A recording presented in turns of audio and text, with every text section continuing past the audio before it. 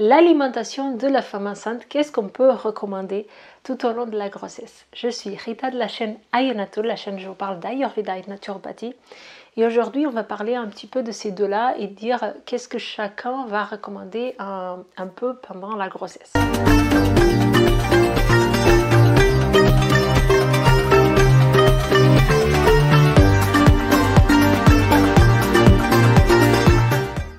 Alors, pour l'Ayurveda, qu'est-ce qu'on comprend quand on regarde le phénomène de la grossesse?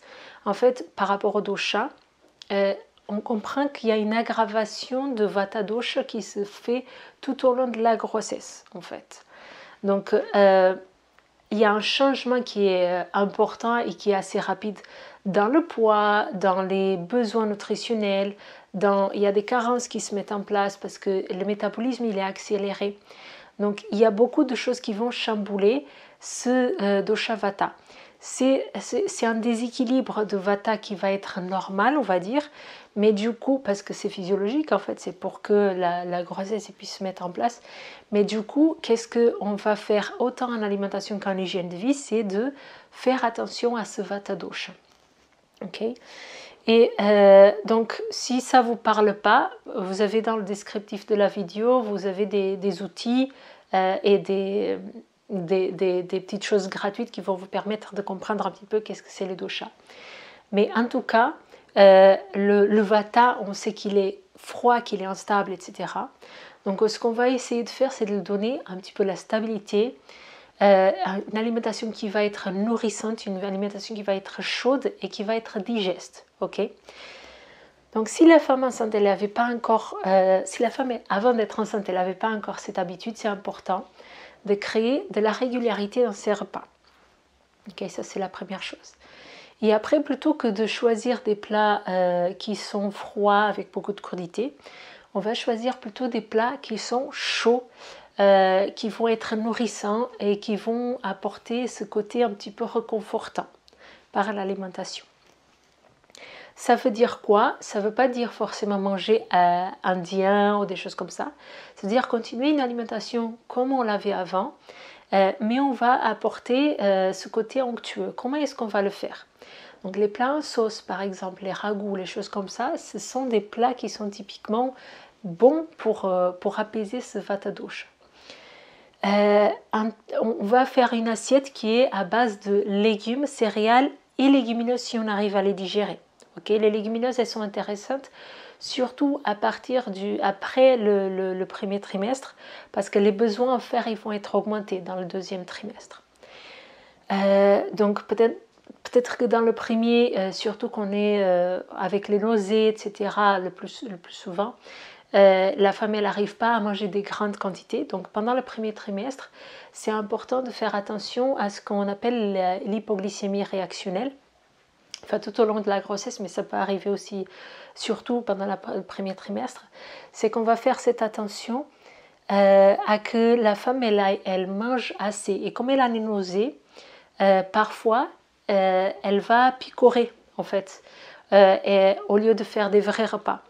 Qu'est-ce qu'on va recommander à cette femme qui n'arrive pas à manger une grande quantité parce qu'elle a une nausée? En général, en Ayurveda, on va recommander de faire des bonnes assiettes, en fait, pour ne pas avoir faim tout le temps. Si la femme, elle n'arrive pas, en fait, il faut toujours respecter sa sensation de faim et de satiété, mais juste par rapport à ce qu'elle a mangé. Quand elle va manger, en fait, il faut que même cette petite chose qu'elle va manger, il faut qu'elle soit nourrissante. Par exemple, manger des dattes, par exemple, manger des amandes, ou manger une tartine avec la purée d'amandes. Donc ça va être assez nourrissant. Et après, comme c'est nourrissant, mais que c'est pas très consistant, il n'y a pas beaucoup de quantité, elle va avoir faim peut-être 3 heures après. Donc elle va pouvoir remanger. Pour qu'elle puisse digérer, il faut que la sensation de faim elle soit présente. Donc normalement, on ne recommande pas de faire plein de repas dans la journée, parce que ça va difficulter la digestion. Mais si la femme, elle n'arrive pas à manger de façon... elle n'arrive pas à manger un repas plus important, il vaut mieux qu'elle mange peu, mais toujours nourrissant, et qu'elle mange plus fréquemment. Pour qu'elle puisse manger plus fréquemment sans créer des problèmes, il faut que la sensation de faim elle soit au rendez-vous. qu'est-ce qu'on va mettre dans cette assiette? Donc par exemple des légumes à feuilles vertes foncées. Les légumes racines aussi vont être très intéressants. Tout ce qui va être baie, coloré, tout ça, ça va être très intéressant parce que ça va apporter le côté antioxydant. Donc ça, c'est déjà plus une notion en naturopathie. Les céréales, on va privilégier des céréales qui sont complètes, par exemple le quinoa complet, le riz sauvage, des choses comme ça. Le sarrasin, par exemple. Ajouter des légumineuses, comme je vous disais, donc les légumineuses, c'est si on les digère, parce que par exemple si on a une composante fata qui est importante, peut-être qu'on ne digère pas bien les légumineuses, mais elles vont être intéressantes surtout à partir du deuxième trimestre, parce que c'est là que les besoins en fer ils vont être augmentés. Si on mange des produits animaux, donc les produits animaux ils sont bien aussi, les œufs, la viande, surtout les volailles en fait, les viandes qui sont plus digestes. Le poisson il va être particulièrement intéressant dans la vision en naturopathie parce qu'il va apporter les oméga 3. Donc plutôt que de supplémenter, de manger du poisson gras, des petits poissons gras 3 fois par semaine par exemple, ça peut être intéressant. Pour ceux qui sont véganes par exemple, de faire, si on ne peut pas manger du poisson, de mélanger différents types d'huile. Donc dans l'huile d'olive, on va avoir plutôt les oméga 9. Mais après, on va utiliser par exemple l'huile de colza, où on va retrouver les oméga 3. Dans l'huile de lin aussi, on va trouver un peu d'oméga 3. Voilà pour les huiles. Sinon, aussi les oléagineux, donc les amandes, les noix de cajou, les noix de Brésil, tout ça, c'est assez nourrissant pour la personne. Les noix c'est très intéressant aussi. Je regarde un petit peu si j'ai oublié de vous dire quelque chose. Ah oui, les textes ayurvédiques nous parlent beaucoup du lait. En fait, du début à la fin de la grossesse, c'est très recommandé le lait. Le lait et le ghee, les produits animaux de façon générale. Donc on va commencer par des petites quantités. Ils disent mois par mois, en fait, le premier mois, combien de lait il faut boire et ça augmente petit à petit. Le problème du lait aujourd'hui, c'est la qualité du lait, en fait. C'est ça le grand problème, le grand défi aujourd'hui. Donc si vous avez l'accès à une qualité de lait qui est superbe, ben allez-y, ne vous posez pas de questions. Si vous n'avez pas un bon lait à côté de vous et que vous avez par exemple des syndromes inflammatoires qui se sont déjà mis en place, il faut peut-être hésiter un petit peu à aller vers le lait. Peut-être que le ghee, vu qu'il passe par des transformations, il peut être plus intéressant. Et des fois, de remplacer le lait de vache et de le mettre plutôt du lait de chèvre et de brebis, déjà ça peut passer mieux au niveau digestif, ou parfois des laits végétaux. C'est pas la même chose en fait de prendre un lait végétal par rapport à un lait animal, mais le lait par exemple d'amande il va être quand même assez nourrissant. Voilà pour le lait. Ah oui, faire très attention aussi à l'indice glycémique. Donc vous savez que quand on est enceinte, on fait ce test vers le 7e mois pour savoir si on n'a pas du diabète gestationnel. Donc on peut faire beaucoup d'hypoglycémie parce qu'il y a beaucoup de choses qui sont changées dans le corps.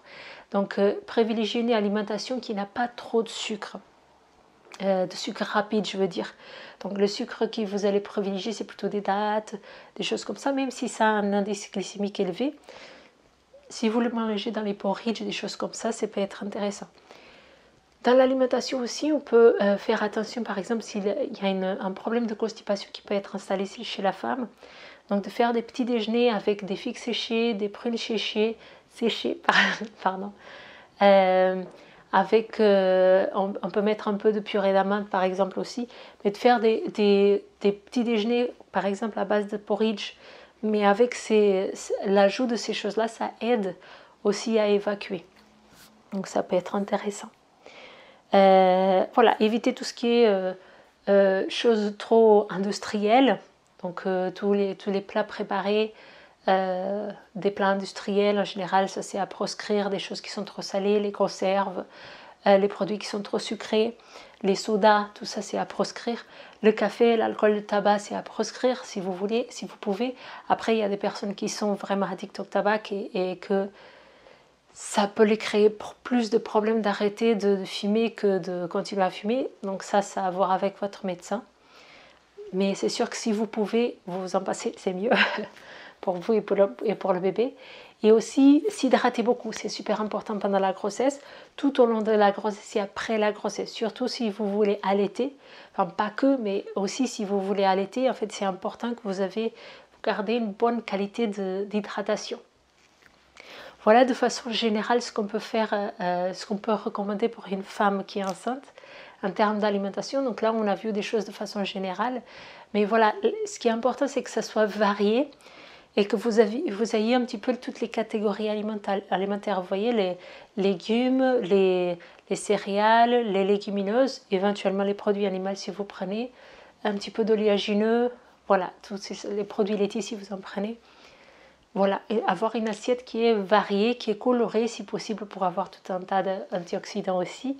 Voilà ce qu'on peut recommander. N'hésitez pas à me dire ce que vous pensez de cette vidéo dans les commentaires et je vous dis à très bientôt pour la prochaine vidéo.